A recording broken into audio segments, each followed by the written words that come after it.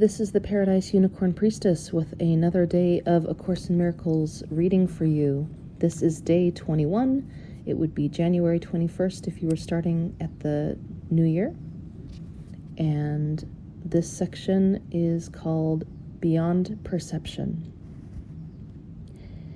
I have said that the abilities you possess are only shadows of your real strength, and that perception, which is inherently judgmental, was introduced only after the separation. No one has been sure of anything since. I have also made it clear that the resurrection was the means for the return to knowledge, which was accomplished by the union of my will with my mother's. We can now establish a distinction that will clarify some of our subsequent statements. Since the separation, the words create and make have become confused. When you make something, you do so out of a specific sense of lack or need. Anything made for a specific purpose has no true generalizability. When you make something to fill a perceived lack, you are tacitly implying that you believe in separation. The ego has invented many ingenious thought systems for this purpose. None of them is creative.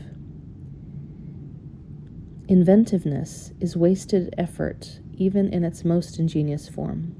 The highly specific nature of invention is not worthy of the abstract creativity of God's creations.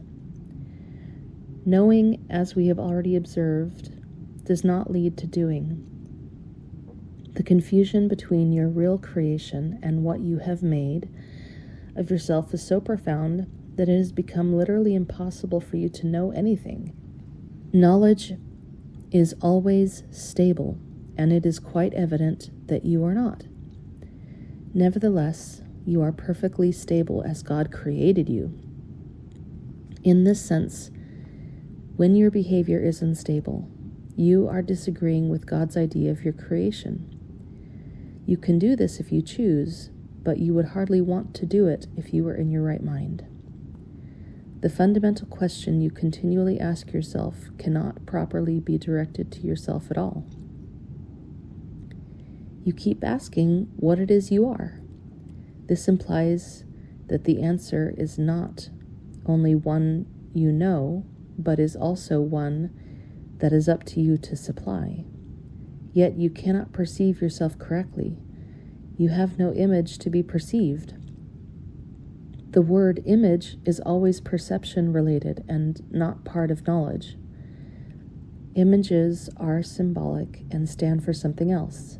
The idea of changing your image recognizes the power of perception, but also implies that there is nothing stable to know. Knowing is not open to interpretation.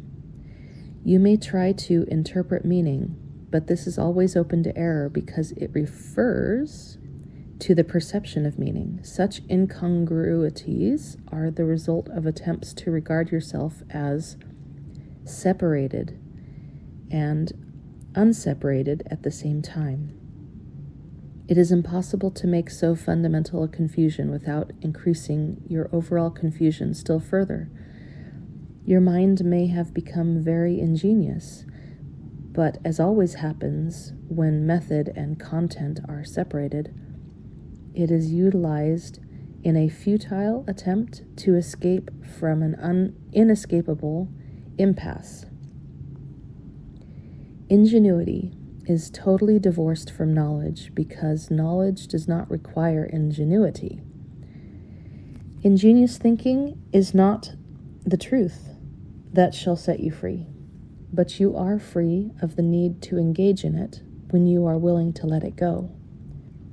Prayer is a way of asking for something. It is the medium of miracles. But the only meaningful prayer is for forgiveness, because those who have been forgiven have everything. Once forgiveness has been accepted, prayer in the usual sense becomes utterly meaningless. The prayer for forgiveness is nothing more than a request that you may be able to recognize what you already have. In electing perception instead of knowledge, you placed yourself in a position where you could resemble your mother only by perceiving miraculously. You have lost the knowledge that you yourself are a miracle of God. Creation is your source and your only real function. The statement, God created man in her own image and likeness, needs reinterpretation. Image can be understood as thought, and likeness as of like quality. God did create spirit in her own thought, and of a quality like to her own. There is nothing else. Perception, on the other hand, is impossible without a belief in more and less. At every level, it involves selectivity. Perception is a continual process of accepting and rejecting, organizing and reorganizing, shifting and changing. Evaluation is an essential part of perception because judgments are necessary in order to select. What happens to perceptions if there are no judgments and nothing but perfect equality?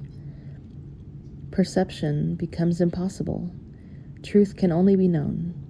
All of it is equally true, and knowing any part of it is to know all of it. Only perception involves partial awareness. Knowledge transcends the laws governing perception because partial knowledge is impossible. It is all one and has no separate parts.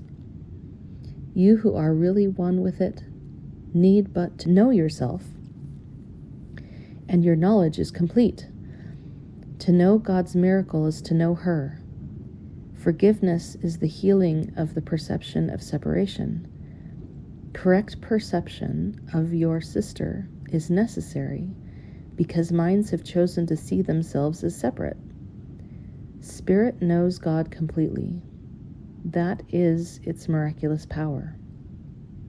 The fact that each one has this power completely is a condition entirely alien to the world's thinking. The world believes that if anyone has everything, there is nothing left. But God's miracles are as total as her thoughts, because they are her thoughts. As long as perception lasts, prayer has a place. Since perception rests on lack, those who perceive have not totally accepted the atonement and given themselves over to truth. Perception is based on a separated state, so that anyone who perceives it all needs healing. Communion, not prayer, is the natural state of those who know. God and her miracle are inseparable. How beautiful indeed are the thoughts of God who live in her light. Your worth is beyond perception because it is beyond doubt. Do not perceive yourself in different lights. Know yourself in the one light where the miracle that is you is perfectly clear. Lesson 21. I am determined to see things differently. The idea for today is obviously a continuation and extension of the preceding one. This time, however, specific mind-searching periods are necessary, in addition to applying the idea to particular situations as they may arise. 5 practice periods are urged, allowing a full minute for each. In the practice periods, begin by repeating the idea to yourself. Then close your eyes and search your mind carefully for situations past, present, or anticipated that arouse anger in you. The anger may take the form of any reaction, ranging from mild irritation to rage. The degree of the emotion you experience does not matter. You will become increasingly aware that a slight twinge of annoyance is nothing but a veil drawn over intense fury. Try, therefore, not to let little thoughts of anger escape you in the practice periods. Remember that you do not really recognize what arouses anger in you, and nothing that you believe in this connection means anything. You will probably be tempted to dwell more on some situations or persons than on others, on the fallacious grounds that they are more obvious. This is not so. It is merely an example of the belief that some forms of attack are more justified than others. As you search your mind for all the forms in which attack thoughts present themselves, hold each one in mind while you tell yourself, I am determined to see blank, name of person, differently. I am determined to see blank, specify the situation, differently. Try to be as specific as possible. You may, for example, focus your anger on a particular attribute of a particular person, believing that the anger is limited to this aspect. If your perception is suffering from this form of distortion, say, I am determined to see blank, specify the attribute, in blank, name of person, differently. And once again, the lesson is, I am determined to see things differently. Thank you for joining me, and we'll do it again for another day.